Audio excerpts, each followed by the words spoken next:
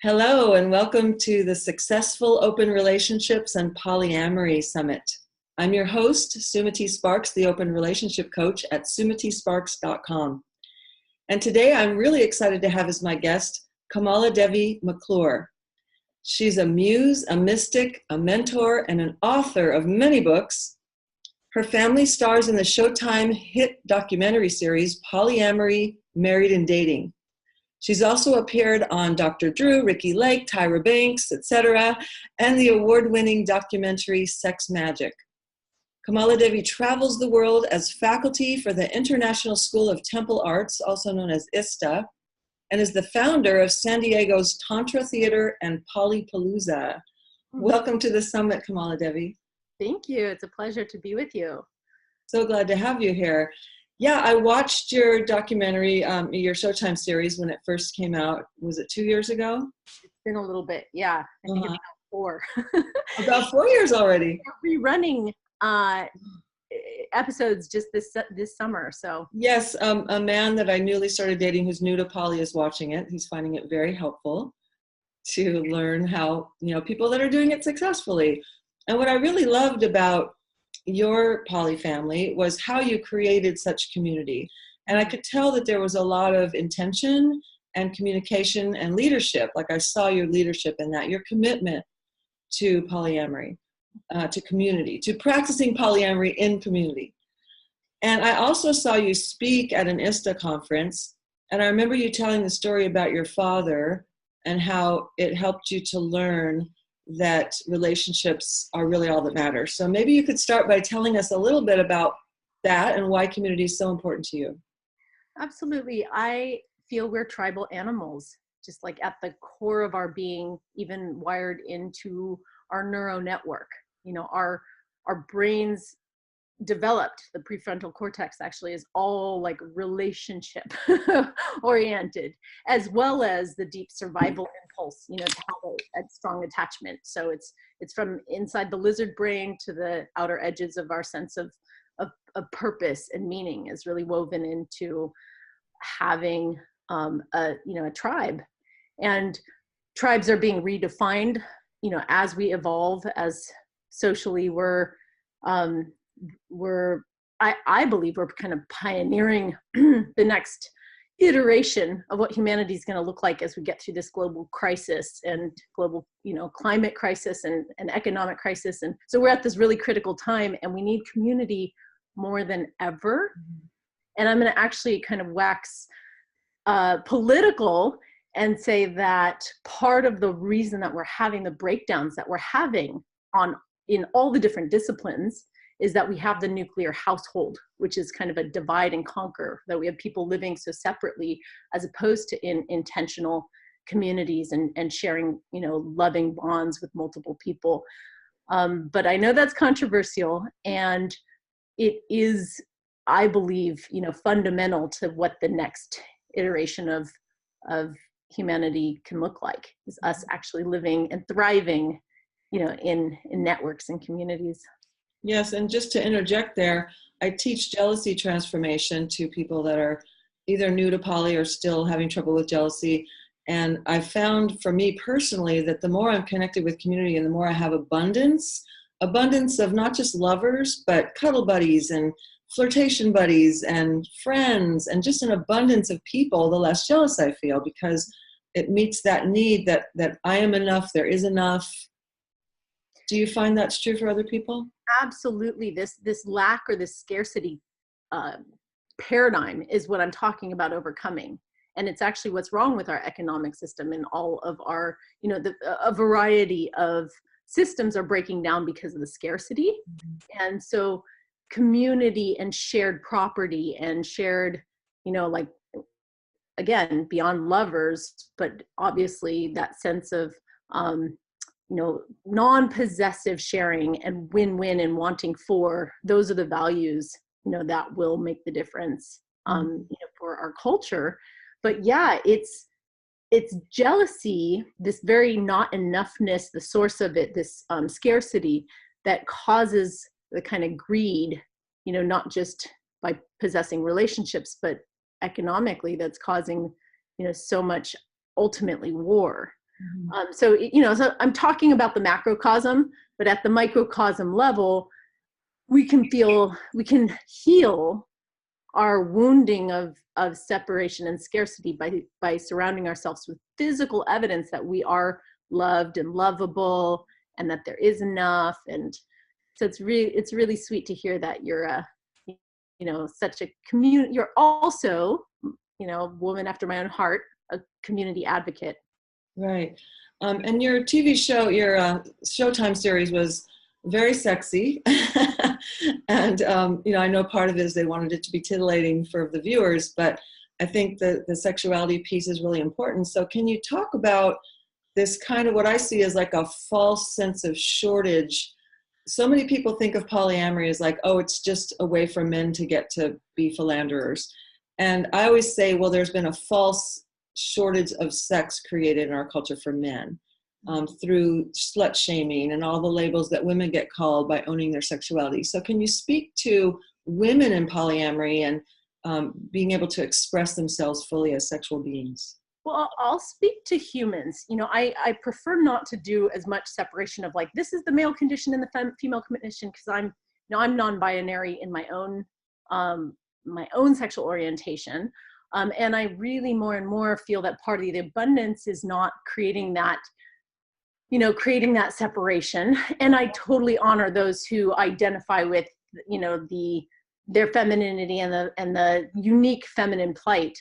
But I will say that like humans can be turned into, how should I say, their power can be disempowered. They can be disempowered when they're shamed sexually. Mm-hmm. So yes, it might look different the way that women are shamed from the way that men are shamed, but all in all, the negative sex messages are actually putting people into this sense of like, oh, sexuality should just be reserved for that one special person. And when we do that, what the studies have shown, if you only have one person as an outlet who can meet your needs, you're going to actually depolarize you, and maybe it's your husband or your wife. If you're in that monogamous one-on-one relationship, over time, you lose your polarity and sex levels go down, testosterone levels go down in men and women. Mm. And what'll happen is when people have less sex like drive or less sex satisfaction, particularly the pleasure and the satisfaction, then they are more easily controlled. Mm-hmm. I don't mean to sound like a conspiracy theorist, but one of my mentors, Deborah Anapol, was a big, advocate of like, this is how the churches, who are the biggest proponents of like sex negative messages, this is how the churches controlled the people. Oh. That a big part of the message of monogamy is so that people are unhappy and then they need to find fulfillment, so they turn to God outside of themselves, as opposed to the God inside that is, the divine sexual impulse, the eros, the God goddess that wants to, really meet the divine in another through our sexual connection. Mm-hmm. So it's, again, at the macro level, it can be really complex, but the basic message for now, for most people, is just like, start to interrogate, what are these messages, particularly the ones that say, if you have sex with many people, then that means they're not special. That sex isn't special. That having a lot of sex somehow makes it not sacred. Or because that is a scarcity message, that in order for it to have value, it has to be very exclusive. It's kind of like diamonds or gold. Let's like keep that very exclusive, and then we'll disempower other, people. There's people who are having it and people who are not. Mm-hmm. And the reality is, like, sex is our natural life force, and it doesn't matter how much sex you're having. It still can be exquisitely, special and sacred. In fact, I'll share with you one of my deep contemplations on this, because I'm an author, right? So I'm doing all this writing. And if I were to tell you that I have read, like I'm well read, I've read thousands of books, and I'd show you my libraries, you'd be like, wow, you're so literate. You must, know. and yet if I told you I have one book and I read that book over and over, I'm committed to that one book, you know, you'd be like, that's very narrow-minded. And when we cross apply that to sex, it's like, if you're just reserving it for one person, why is that, you know, why is that considered more sacred or more holy? Mm-hmm. So you have this event that you put on called PolyPalooza, but you also teach Tantra through ISTA. So how do you bring the sacred into a big event like PolyPalooza, where there's lots of people and connections and ostensibly lots of sex happening? Yeah, and to me, there's not a big separation between Tantra and poly for me. I totally get there's tantrikas who are not poly and there's poly people who are not tantric, but it's all God for me. It's really like this relating as a spiritual path. And so I really enjoy having people wake up, even atheists, you know, to how our life force energy is the creative force. And then as we circulate that creativity, like, it puts us in touch with our creator. Mm-hmm. It doesn't matter what you call it, what religion or practice, or it's just basically giving people permission to experience their life force. Beautiful. It's very refreshing to hear you talk about that, KamalaDevi. Thank you. And you mentioned that you're an author. I don't know exactly how many books you've written, so you can share that with us. But also, I know you're working on a book because I'm on your Facebook. I'm one of your Facebook friends, and I know you're working on a book about you and your girlfriend, who you've been meeting with every week for years. And you're also married to a man. So I love the way you live your life out loud and share how this can be done in such a beautiful way. So do you want to share with us about your writings and what you're working on now? So 52 Fridays, which is an erotic novel that goes through various escapades with Roxanne De Palma. So she's co-authoring it with me, and that now has a publishing offer. So we're real excited because that'll be published next year. Congratulations. And then another book that's just got bought by Inner Traditions is called Secret Lives of Sex Shamans. And that's where we get to share the intimate transformation that happens when you have a call to sexual shamanism.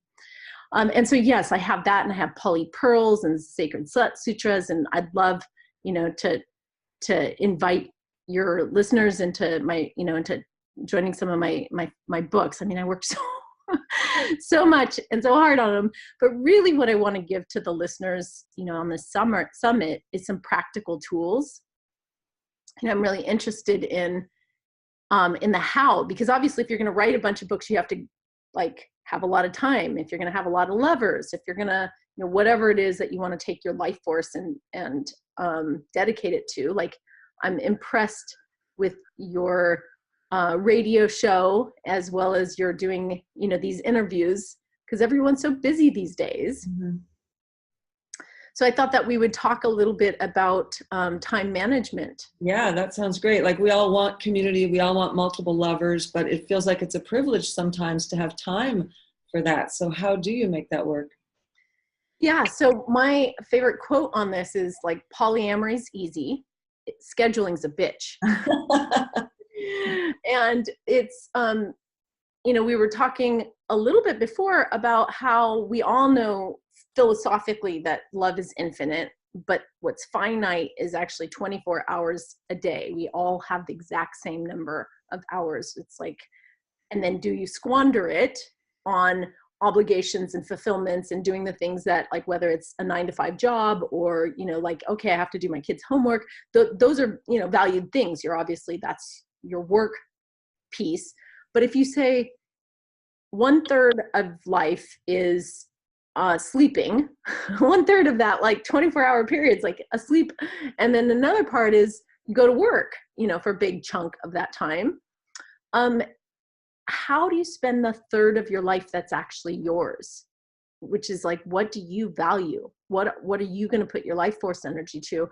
And some people are like, who has time to date? Who has time for all this, you know, processing? Who has time to like deal with the emotions that come up that you, because ultimately, if you're on a path of open relationship, you have to rewire and deprogram all of that sex negativity, the not enoughness, like the, the jealousy, like there's gonna be a deep personal growth component that's involved. Even if you're the kind of person that says, I'm not jealous, like I'm not the jealous type, blessings to those of you that are that way, you still have to show up for your girlfriend who's got jealousy issues on you, right? So it's not just additional process, personal growth time, interpersonal time, dating and play time.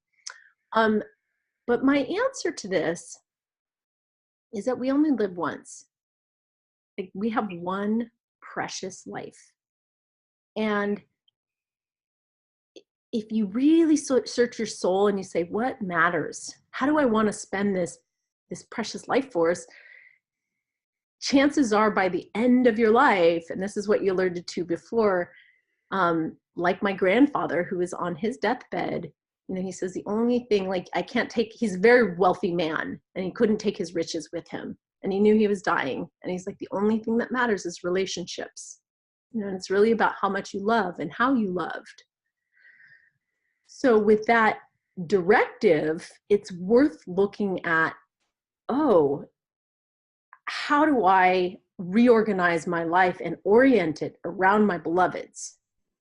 And that likely means, cutting back on the obligatory things that people do. You do because you think you should be doing. And you say, okay, if I'm going to deeply invest in loving in a bigger way, I do have to, there's got to be play time and romantic connection time in addition to, because, it's like it's wonderful if you have a partner who wants to meet and have sex all the time, but to get to that place, there's also relationship building. Now, if you have multiple relationships, and I'm just curious, how many partners do you have? I know that you've been open for 20 years, so. Yeah, well, I just managed a very successful, it took about 2 years, but I'm kind of killing it right now in the department of transitioning a primary partnership into a loving friendship. We're also music partners, we perform together.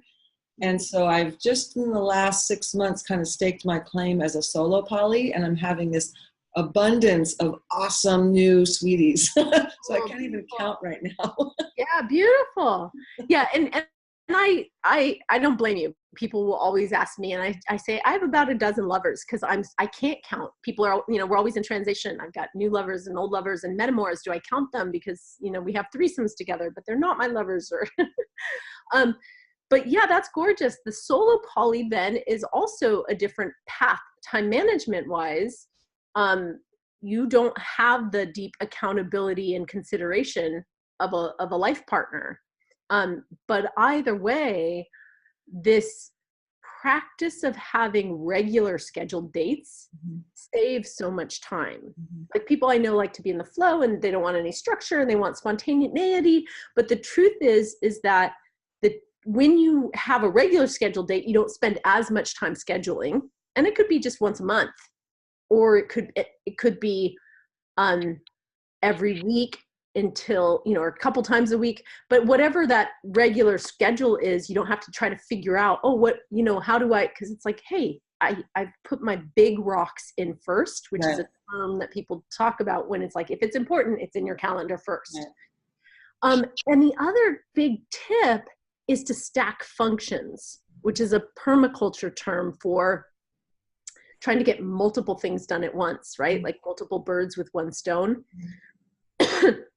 Bringing multiple lovers together for potlucks or for dinner parties or for processing, especially processing, by the way. Like you might be like, ooh, I don't like group sex, which, like some people don't, but group processes can accelerate the healing faster than we're in a process. Now I have to be in a process with you and tell you about my process with them. And then they have to, and then there's triangulation, which then it's like, if we all come together, open our hearts and say, let's actually work through some of this, because of the shared consciousness, like multiple minds on one challenge or problem or illusion can actually break through. So it's very profound if you have lovers who have a high enough, frequency and enough of themselves present.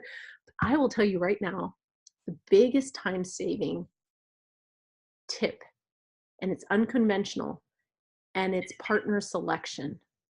You want to choose a partner or partners who have enough of themselves present to actually add to the relationship and who aren't draining and leaking your time with a lot of process. Mm-hmm.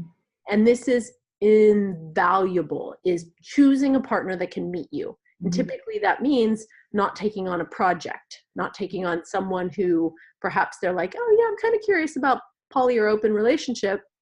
And if you are listening to me and you're like, but wait, I'm kind of curious, I'm just a beginner, like, then I'd say, then good, work with a mentor, work with somebody who can streamline your work and you don't have to go muddle through and make a bunch of mistakes. Like, get into poly groups and community events where you can actually accelerate your path by tenfold because you're learning from the community instead of like wandering lost stray without support.